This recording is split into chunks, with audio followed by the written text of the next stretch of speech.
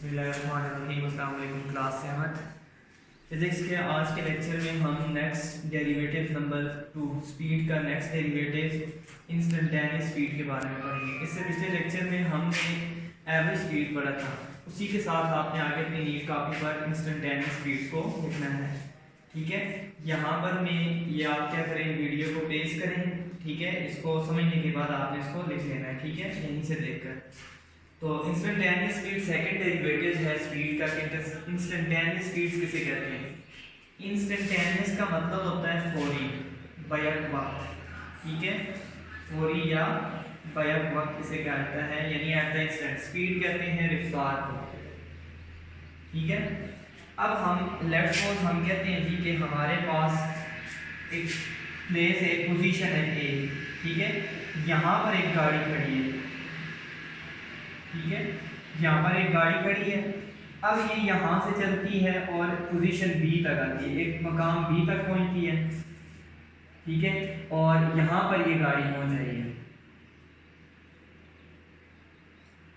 अब यहाँ से हम कहते हैं कि ये जाती है और एक पॉइंट सी तक पहुँचती है। एक प्लेस पहले ए से स्टार्ट हुई है, बी तक गई है, अब बी से स्टार्ट हुई है, यही गाड़ी जो है ये किधर पहुँची है, ये सी तक पहुँच गई है। ठीक है, अब हम ये कहते हैं जी कि जब ये गाड़ी स्टार्ट हुई थी तो स्टार्ट होने से पहले, क्योंकि ये रेस्ट पोजीशन पे थी, साकन हालत में थी, तो स्पीड इज, तो गाड़ी की जो स्पीड है ये कितनी है, 0 मीटर पर सेकंड। यानी अभी इसने कोई फासला नहीं तय किया, कोई टाइम नहीं लिया, क्योंकि अभी ये गाड़ी स्टार्ट नहीं हुई। जब यहाँ से ये स्टार्ट होगी और पॉइंट बी तक पहुंची तो लेट्स सपोज हमने नोट किया तो हमारे पास जो स्पीड आई वो आ गई 7 मीटर पर सेकंड। यानी इसने 7 मीटर का फासला 1 सेकंड में तय किया है।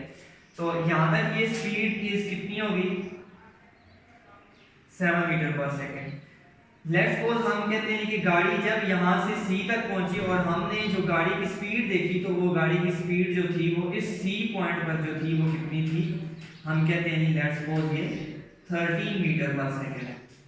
ठीक है, अब क्वेश्चन ये है कि व्हाट इज दिस, ये क्या चीज है, 0 मीटर पर सेकंड, 7 मीटर पर सेकंड, 30 मीटर पर सेकंड। अब हमें ये यूनिट से पता चल रहा है, आपने पढ़ा है कि मीटर पर सेकंड स्पीड होता है, पीछे भी लिखा हुआ है स्पीड है। तो ये 0 मीटर पर सेकंड, 7 मीटर पर सेकंड और 30 मीटर पर सेकंड, ये क्या चीज है? तो इस स्पीड को जो है हम क्या कहते हैं, इंस्टेंटेनियस स्पीड। ये जो तीनों मिलकर, ये जो तीनों स्पीड्स हैं, इनको हम क्या कहते हैं, इंस्टेंटेनियस स्पीड। इसको हम क्या कहते हैं, इंस्टेंटेनियस स्पीड।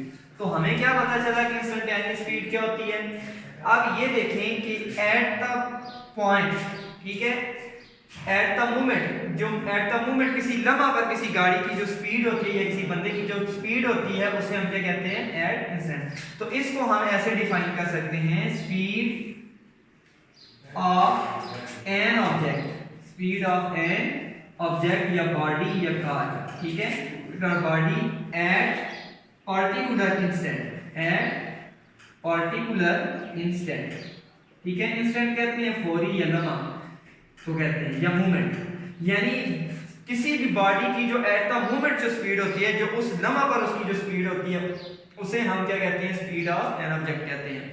और ये हमें पता है कि ये कुछ शॉर्ट टाइम के लिए होती है, तो और ये शॉर्ट डिस्टेंस के लिए, ये कुछ चेंज इन डिस्टेंस और चेंज इन टाइम, तो ये तब्दील होती रहती है। सिंपल वर्ड्स में हम आपको कहें कि कोई भी जो गाड़ी होती है उसके जो स्पीडोमीटर लगा हुआ होता है। ठीक है, आपके पास बाइक है, उसके स्पीडोमीटर लगे होते हैं, जहाँ से आप देखते हैं गाड़ी कितनी रफ्तार से जा रही है। या कोई गाड़ी है या कोई भी चीज़ है, उसके स्पीडोमीटर पर जो स्पीड शो की जाती है, किसी भी गाड़ी के स्पीडोमीटर पर वो जो स्पीड बताता है उसे हम क्या कहते हैं, इंस्टेंटेनियस स्पीड, क्योंकि वो हमें उस लम्हा की स्पीड बता रहा होता है। तो किसी भी लम्हा की जो स्पीड होती है उसे क्या कहते हैं, इंस्टेंटेनियस स्पीड कहा जाता है।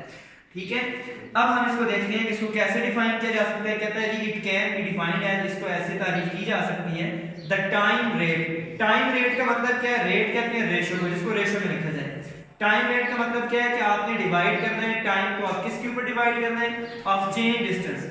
तो वही बात होगी कि जब डिस्टेंस, छोटी सी जो चेंज होती है डिस्टेंस में, उसको टाइम रेशो के, टाइम के लिहाज से रेशो दी जाए तो उसे हम क्या कहते हैं, इंस्टेंटेनियस स्पीड कहते हैं। Time rate of change distance covered by body, कहते हैं मुख्तसर वक्त के लिए या वक्त के तय करदा फासले में जो तब्दीली होती है वक्त के लिहाज से, उस पॉइंट पर जो स्पीड होती है उसे क्या कहते हैं? इंस्टेंटेनियस स्पीड कहा जाता है।